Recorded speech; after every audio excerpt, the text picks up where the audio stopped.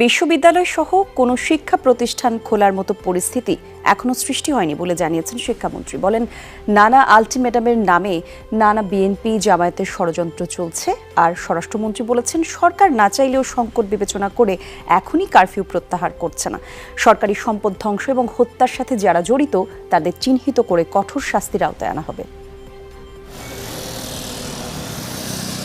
ধাপে ধাপে কারফিউ শিথিলের সময় বৃদ্ধি ও অফিস খুললেও সার্বিক পরিস্থিতি এখনও নিয়ন্ত্রণে আসেনি। এ নিয়ে স্বরাষ্ট্র মন্ত্রণালয়ে জরুরি বৈঠক করেছেন স্বরাষ্ট্র, আইন ও শিক্ষামন্ত্রী।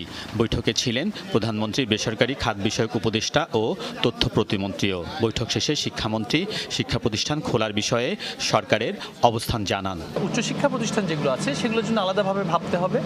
কোন প্রক্রিয়ায় কিভাবে শান্তিপূর্ণ সহাবস্থানের কথা বলা হচ্ছে, নিরাপত্তার কথা বলা হচ্ছে, সেগুলো তো আগে নিশ্চিত করতে হবে। এখন তাড়াহুড়ো করে খুলে দিয়ে আবারও অরাজকতা করাটা, সেটা যেমনি করে আমরা চাচ্ছি না কেউই। আগামী সপ্তাহে অনুষ্ঠিত হতে যাওয়া এইচএসসির বাকি পরীক্ষাও স্থগিত হবে কিনা জানতে চাইলে শিক্ষামন্ত্রী বলেন, এক্ষেত্রে পরিস্থিতি পর্যবেক্ষণ করে দ্রুত সিদ্ধান্ত জানানো হবে। আগামীকালের পরীক্ষাটা ইতিমধ্যে স্থগিত করা হয়েছে। আগামী সপ্তাহের বিষয়ে আমরা বসেছি। যেহেতু পরীক্ষা সারা দেশে একসাথেই হয়ে থাকে, পরীক্ষার বিষয়টা সবচেয়ে বেশি অগ্রাধিকার পাচ্ছে আমাদের কাছে এই মুহূর্তে।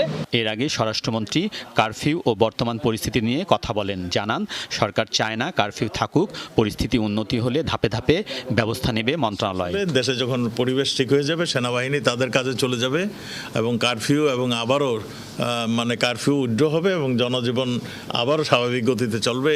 আমরা যত তাড়াতাড়ি পারি সেটি ব্যবস্থা করার জন্য আমরা কাজ করছি। পুলিশের কাছে যদি তারা এসে মামলা করে যে সে নিখোঁজ, সে নির্দিষ্ট অভিযোগ করলে আমরা সেটা তদন্ত করে দেখব, খতিয়ে দেখব। স্বরাষ্ট্রমন্ত্রী বলেন, ধ্বংসাত্মক কার্যক্রমের সাথে যারা জড়িত প্রত্যেককে চিহ্নিত করে ব্যবস্থা নিচ্ছে আইন শৃঙ্খলা বাহিনী।